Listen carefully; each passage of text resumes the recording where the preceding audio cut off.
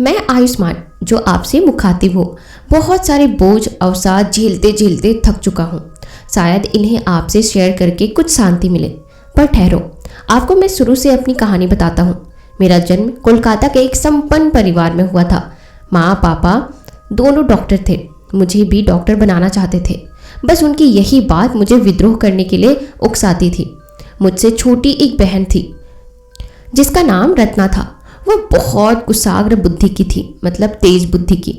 मुझसे जो अपेक्षाएं माँ बाप करते थे वही उन्हें धीरे धीरे पूरा कर रही थी। मम्मी पापा का बहुत बिजी शेड्यूल था। उनका हॉस्पिटल बेहद प्रसिद्ध था। अमीर लोग मोटी रकम खर्च करके उन्हें प्राइवेट रूप से घर पर भी बुलाते थे। देर रात दोनों घर पर आ पाते थे। मम्मी जहाँ स्त्री रोग विशेषज्ञ थी, वहीं पापा कुशल शल्य चिकित्सक थे। कैसा भी कठिन ऑपरेशन हो, पर मरीज उनके हाथों जीवन दान पाकर ही वापस जाते थे। हम 4 लोग इतने बड़े आलीशान बंगले में नौकरों की फौज के साथ रहते थे। मम्मी पापा के पास समय की कमी के कारण अपनी सारी समस्याएं मैं अपनी बहन से शेयर किया करता था। हाँ, तो वो मुझसे उम्मीद करते थे कि आगे चलकर मैं डॉक्टर बनकर उनका प्रोफेशन आगे बढ़ाऊं। अब मैं कैसे उन्हें समझाऊं कि मैं कैसे कैसे अनुभवों से गुजर रहा हूँ। नींद आते ही मुझे अजीब अजीब सपने आते हैं। अनजानी जगह, अनजाने लोग जैसे बुला रहे हों। मैं जाग जाता हूँ, फिर नींद नहीं आती। अब तो बार बार देखते देखते मैं वो चीज़ें पहचानने भी लगा हूँ। कहते हैं कि जो हम सोचते हैं वह हमारे अवचेतना में जमा होता रहता है। जब हमारा चेतन शरीर सोता है तो अवचेतन सक्रिय हो जाता है, मतलब सबकॉन्शियस माइंड। वह सपनों का रूप ले लेता है। शायद ऐसा ही हो, क्योंकि बंधन मुझे पसंद ही नहीं है। मुझे एक सा नीरस जीवन अच्छा ही नहीं लगता। वही एक सा रूटीन, स्कूल, घर, कॉलेज, खेल। मेरी बेचैन आत्मा कुछ नया करना चाहती है, नया खोजना चाहती है। मेरी यही प्रवृत्ति मुझे स्कूल में सब बच्चों से अलग करती है। वाइल्ड लाइफ पिक्चर्स मुझे अपनी ओर खींचती है। इसी कारण आगे कॉलेज लाइफ में जंगली जानवरों, पक्षियों के दुर्लभ फोटो प्रदर्शित कर करके मैं प्रसिद्ध होने लगा। मैं वाइल्ड लाइफ फोटोग्राफर बनना चाहता था, जो मेरे माता पिता को नामंजूर था। मेरी कॉलेज लाइफ पूरी हो चुकी थी। मैंने अपना जीवन जीने के लिए विद्रोह कर दिया। मेरे जैसे ही 5 साथी और जुट गए। राज, सुशांत, असगर, ब्रायन डिसूजा और जयदीप, सभी एक से बढ़कर एक धाकड़। और हमने प्लान बनाया अरुणाचल प्रदेश के जंगलों में जाने का और वहाँ आदिवासी कबीलाई संस्कृति पर डॉक्यूमेंट्री फिल्म बनाने का। हमारा काफिला गाड़ी से चल पड़ा। जरूरत की सभी चीजें गाड़ी में ही रखी थी। यूँ समझो जैसे चलती फिरती गृहस्थी थी। हल्का टेंट, खाने पीने का सामान, गेस्ट हाउस में अपना ठिकाना बनाकर आज सवेरे सवेरे ही बखलाती पहाड़ी सरपीली सड़क पर कार चली जा रही थी। गाने की धुन पर सभी झूमते हुए मस्ती के मूड में थे। एक गाइड हमने साथ में ले लिया था। सड़क के दोनों तरफ घने पेड़ों की कतारें पीछे छूटती जा रही थी। आगे लोकेशन अच्छी देखकर हमने गाड़ी रोक दी और पैदल घूम घूम कर देखने लगे। तभी झाड़ियों में आहट सुनाई दी। ब्रायन डिसूजा देखने के लिए गया। गिरने की तेज आवाज आई। हम सभी चौंक पड़े और झाड़ी की तरफ भागे, पर वहां से डिसूजा गायब था। गाइड का चेहरा फक था। हम सभी डिसूजा को चिल्ला चिल्ला कर पुकार रहे थे, इधर उधर ढूंढ रहे थे, पर डिसूजा को तो जैसे धरती ही खा गई थी। हमने झाड़ियों को ध्यानपूर्वक देखा। शायद जो कोई भी हो, उसने डिसूजा का मुंह बंद कर दिया होगा। तभी तो केवल गिरने की आवाज़ आई, डिसूजा के चिल्लाने की नहीं। घसीटे जाने के निशान थे। वह झाड़ियाँ भी टूटी हुई थी। एकाध खून की बूंदों के निशान भी थे। शायद वह घायल भी हो गया था। थोड़ी ही दूर के बाद फिर कोई निशान नहीं मिले। मेरा दिल भर आया। भगवान जाने वह कैसा होगा। कुछ हो तो नहीं गया उसे। हम सभी एक जैसे स्वभाव के होने के कारण एक दूसरे पर जान छिड़कते थे। एक दूसरे की मुसीबत अपने ऊपर लेने को तैयार रहते थे। हमने एक दूसरे की तरफ देखा। तभी गाइड बोला, साहब मुझे इजाज़त दो। मैंने यहाँ तक की ही बात की थी। मुझे बहुत गुस्सा आया। मैं उस पर चिल्ला ही तो पड़ा था।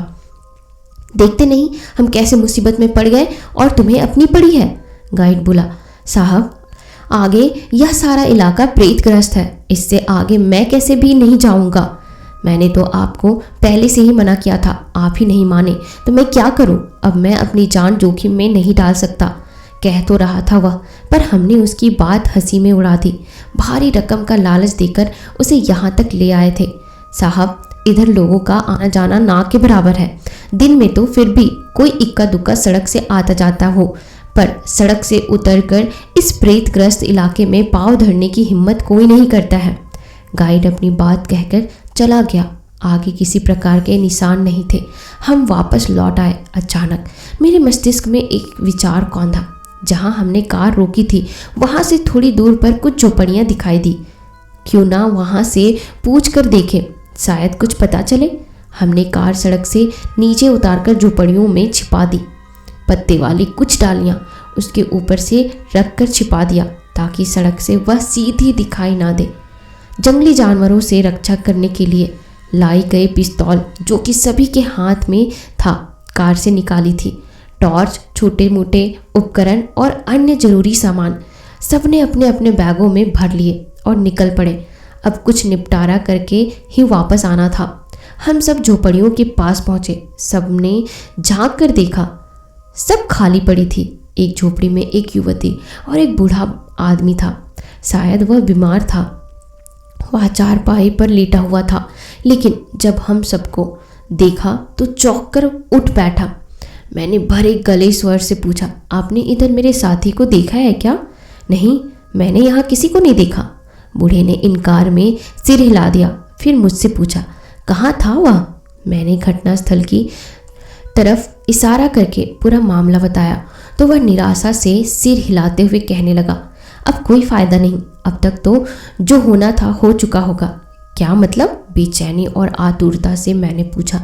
क्या आप जानते हैं मेरा दोस्त कहाँ होगा, कैसी हालत में होगा? कहते कहते मेरी आंखों से आंसू निकलने लगे। मतलब यह है कि यहाँ से सीमा खूंखार आदिवासियों के इलाके की है। उसके अंदर घुसने पर अनजाने लोगों को वे मार डालते हैं या बलि चढ़ा देते हैं। तुम्हारा साथी उनके हत्थे चढ़ गया होगा। अच्छा होगा तुम सब लोग यहाँ से जाओ, वरना तुम सब मारे जाओगे। नहीं नहीं, हम ऐसे नहीं जाएंगे। कबीले का रास्ता किधर है, आप हमें यह बता दो। इस बार जयदीप बोल पड़ा। राज, मेरे बाकी साथी इम्पेशेंट होकर के जवाब का इंतजार कर रहे थे। डॉली, इन्हें जाने का रास्ता बता दो। सब कुछ बड़ा अजीब सा लग रहा था। हथौड़ी की तरह कई प्रश्न हमारे दिमाग में ठोकरें मार रहे थे। इस सुनसान में इतनी जवान लड़की और ये लाचार बुढ़ा अकेले कैसे रह रहे थे? और रह भी रहे थे तो हम चार चार अनजाने लोगों के साथ घने जंगल में उसे कैसे भेज रहा था?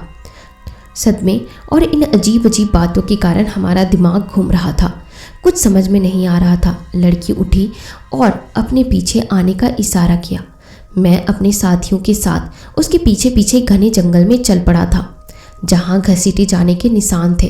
रास्ता उसके आगे से ही था।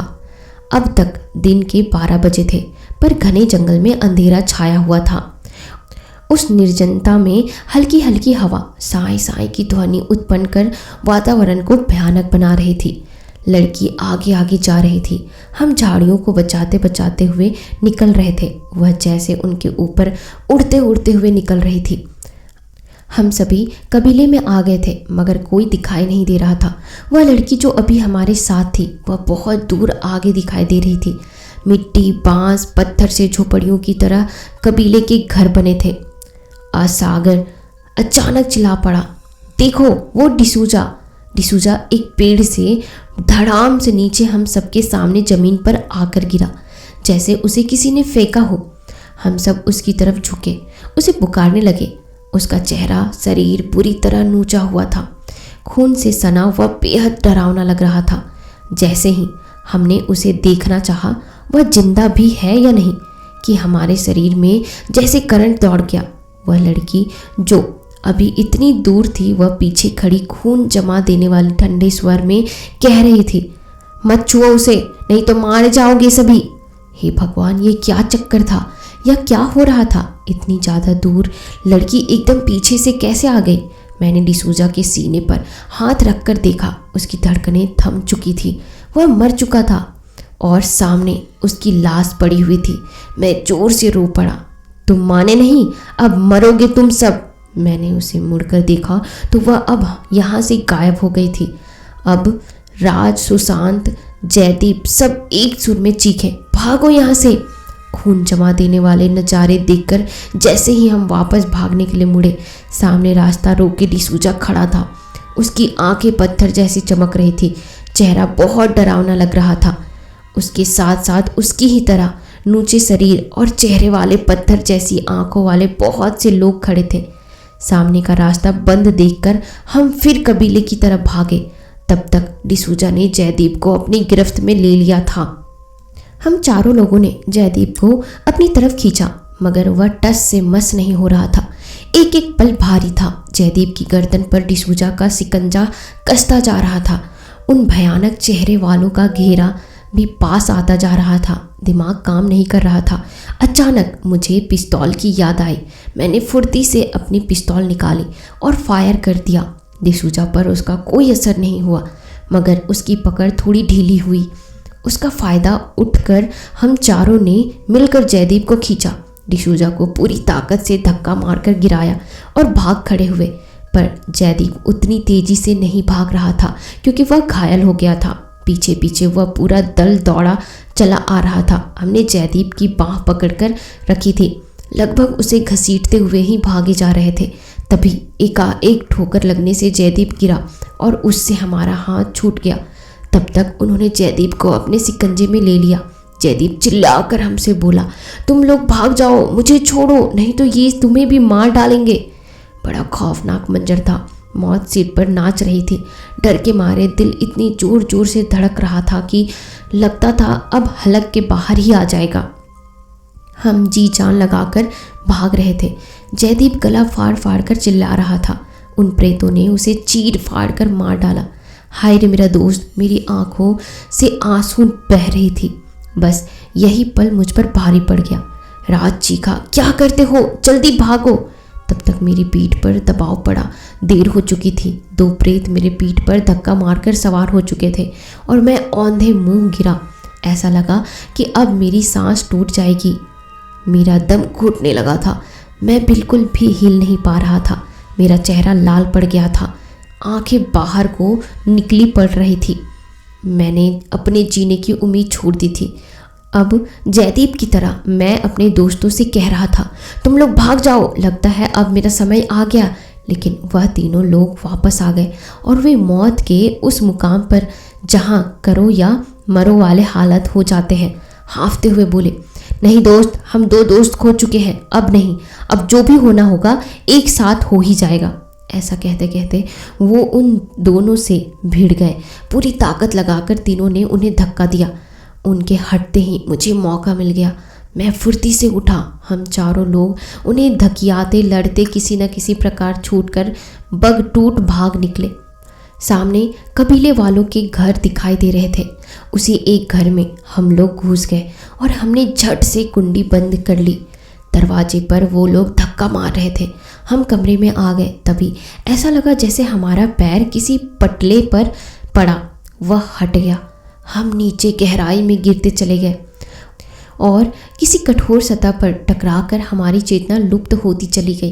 पता नहीं कितना समय ऐसे ही बीत गया होगा। शायद सवेरा हो गया था। हम जिस जगह पड़े हुए थे वह कमरा जैसा लगता था, मगर कमरा नहीं था। पत्थर की चारों तरफ दीवारें थी। ऐसा लगता था जैसे किसी गुफा को काट छाट कर कमरे का रूप दे दिया गया हो। हमने कमरे से निकलकर टटोल टटोल कर चलना शुरू किया तो हमें आभास हुआ कि हम किसी गुफा में चल रहे हैं। काफ़ी देर चलने के बाद आगे रास्ता बंद था। एक कोने से थोड़ी सी रोशनी छन कर आ रही थी। हमने जाकर देखा तो एक बड़ी सी सीला बाहर से ढकी हुई थी। हम चारों ने मिलकर उसको हटाना चाहा तो वह बहुत हल्की सी हिली तो हमारे मन में रोशनी की उम्मीद जागी।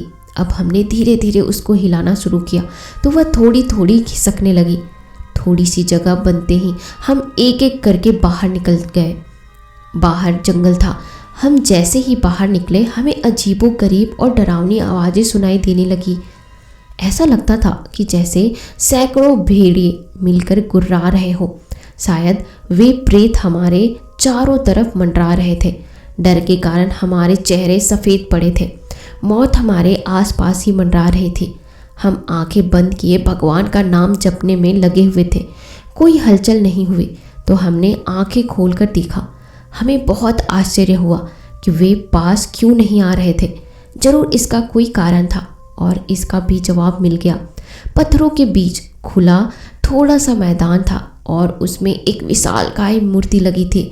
शायद कबीले वालों की कुल देवता की मूर्ति थी। उसके 6 हाथों में भिन्न भिन्न प्रकार के हथियार थे। त्रिशूल, तलवार, कटार, गद्दा, इसी प्रकार के और हथियार थे। वह हम सब लोगों ने एक एक करके ले लिए। अब हमारी समझ में आ रहा था कि किस वजह से वे प्रेत पास नहीं आ पा रहे थे और हमारी जान अभी तक बची हुई थी। वे कबीले वालों के कुल देवता की शक्तियों के डर से पास नहीं भटक रहे थे। बड़ी हिम्मत करके हम चारों लोग अपने हाथों में एक एक हथियार थामे हुए आगे बढ़े तो वे पीछे हटने लगे। अब हमें अपने बचने का भरोसा हो गया था। हमने एक दूसरे से कहा, चलो आगे बढ़ो, ये पीछे से वार कर सकते हैं, इसलिए इन दैवीय चमत्कारी हथियारों को चारों तरफ घुमाते हुए चलो। अब हमने जंगल से बाहर की राह तय करनी शुरू की। पीछे उन प्रेतों की पूरी टोली लगी चली आ रही थी। अब हम बहुत संभल कर जा रहे थे। डर के कारण हालत बहुत खराब थी, मगर जरा सा चूक होता तो हम मौत के घेरे में पड़ जाते।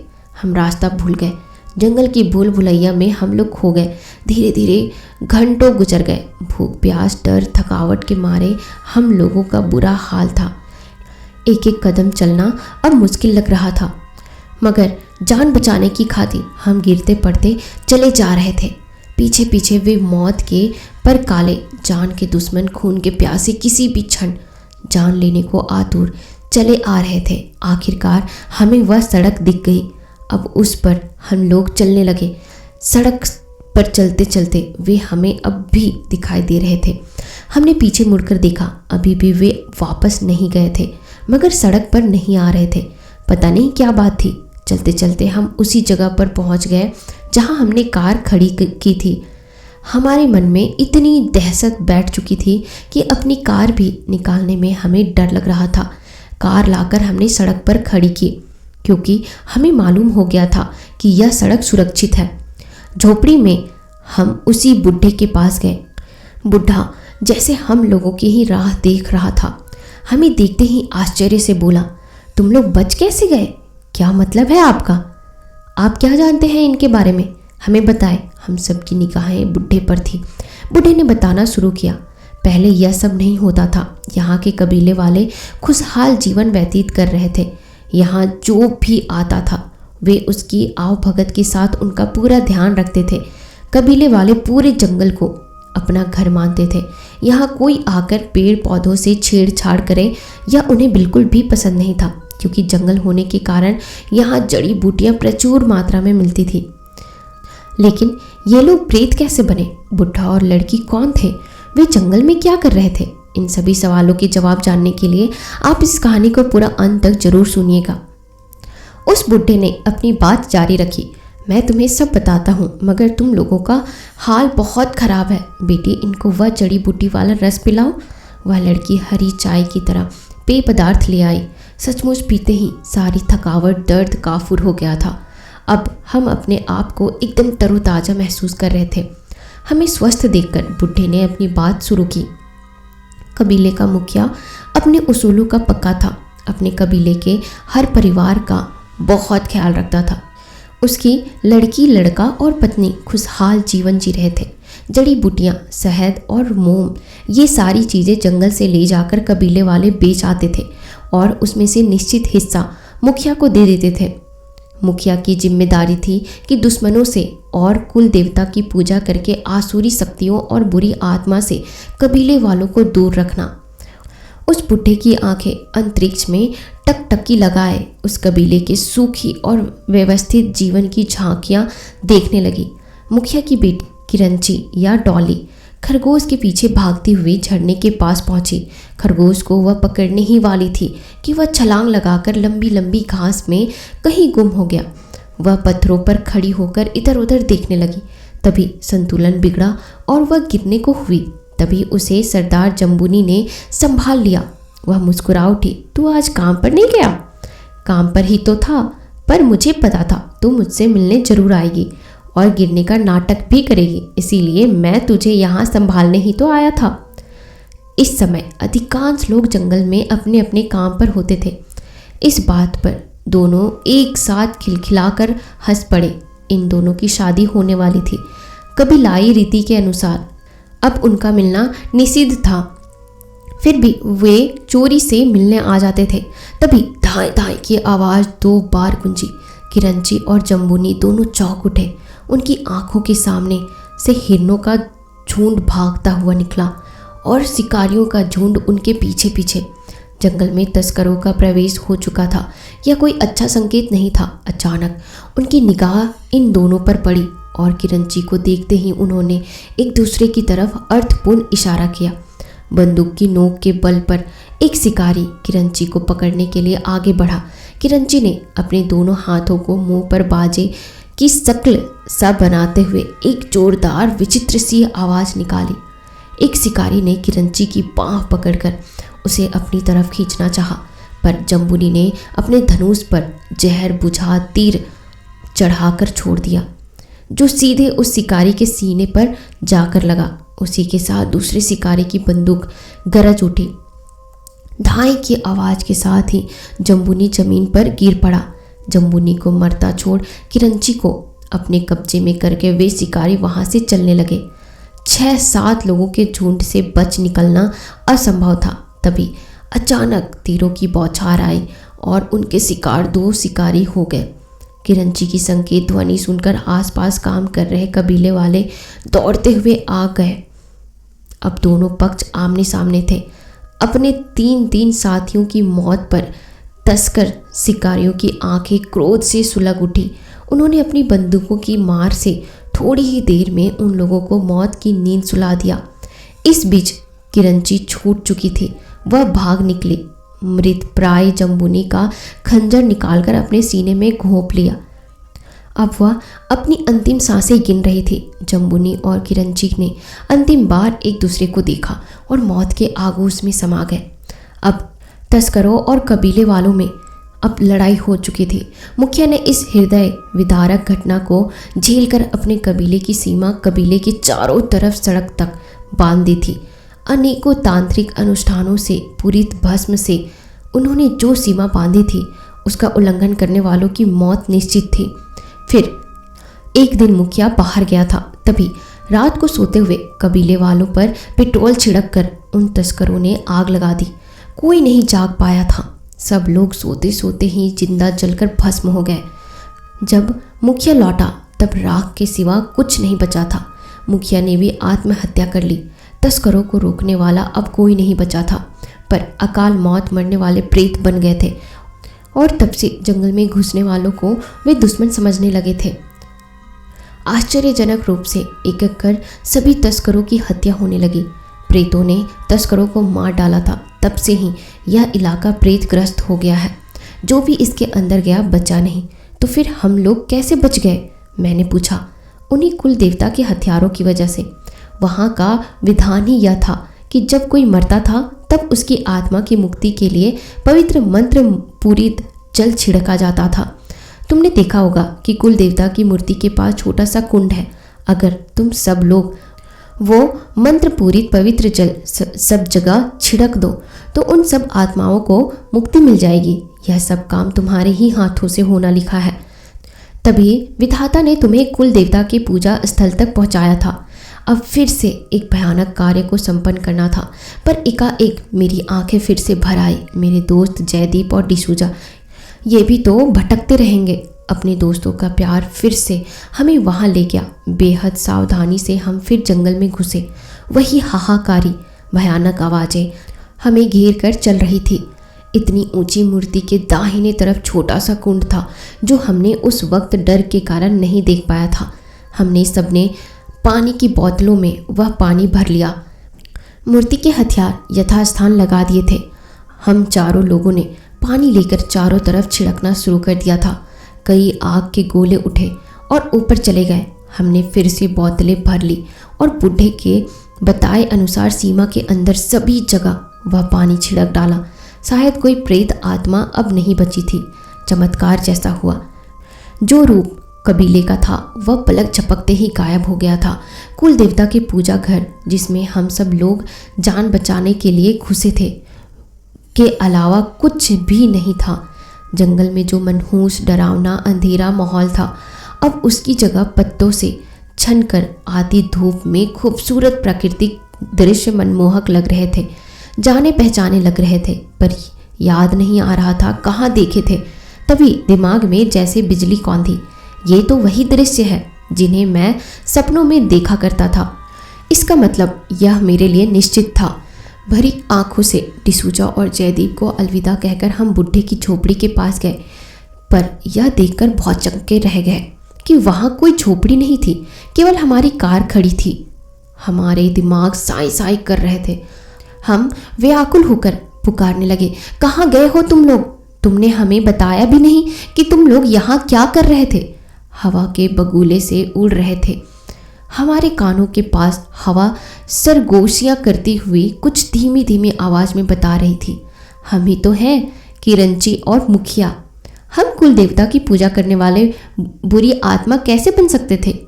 मैं मुखिया होकर कैसे जन्मों जन्मों तक अपने कबीले वालों को प्रेत बनकर यातना भुगतने देता? मैं तुम्हारी प्रतीक्षा कर रहा था, इसीलिए यहाँ रह रहा था। मैं अपनी बेटी को जान से भी ज़्यादा चाहता था, तो आत्मा बनकर भी वह मेरे साथ रहकर अपने भाई, माँ और जम्बुनी की मुक्ति के लिए इंतजार कर रही थी। आवाज़ अत्यंत धीमी होने के कारण भी बिल्कुल साफ सुनाई दे रही थी। अब यह पानी हमारे ऊपर भी छिड़क दो। हमने उनके ऊपर और आसपास सब जगह पर वह पानी छिड़क दिया। आग के 2 शोले उठकर ऊपर चले गए। अब वहाँ का दृश्य भी बदल चुका था। यह भी मैं सपने में देख चुका था। भारी मन से हम सभी वापस कोलकाता लौट आए। मेरी वजह से मेरे 2 दोस्त मौत के मुंह में समा गए। मुझे हर पल यह गम खाए जा रहा है। पर आप ही बताएं, मेरा क्या कसूर है? अब मुझे वे सपने नहीं आते थे। वाइल्ड लाइफ फोटोग्राफी से मुझे नफरत हो गई है। डॉक्टरी की पढ़ाई पूरी कर अब मैंने मानव सेवा का प्रण किया था। माँ बाप का हॉस्पिटल आगे चलकर मैं संभाल लूँगा और गरीबों की और रोगियों की सेवा करके शायद मैं अपने आप को कुछ सुकून पहुँचा सकूँ। तो दोस्तों, यह कहानी यहीं पे समाप्त होती है। आपको यह कहानी कैसी लगी मुझे कमेंट सेक्शन में ज़रूर बताइएगा। और हाँ, साथ ही आप मेरे चैनल पर नए हैं तो आप हमसे जुड़ने के लिए हमारे चैनल को अभी ही सब्सक्राइब जरूर कीजिएगा, ताकि आगे भी इसी तरह की मज़ेदार कहानियाँ सुनते रहें। और अगर आपके पास भी कुछ पर्सनल हॉरर स्टोरीज़ है या एक्सपीरियंसेस है तो आप मुझे इंस्टाग्राम पर शेयर कर सकते हो। मेरे इंस्टाग्राम की आईडी digital divya 001 है। मैं आपकी कहानियों को आवाज़ ज़रूर दूंगी।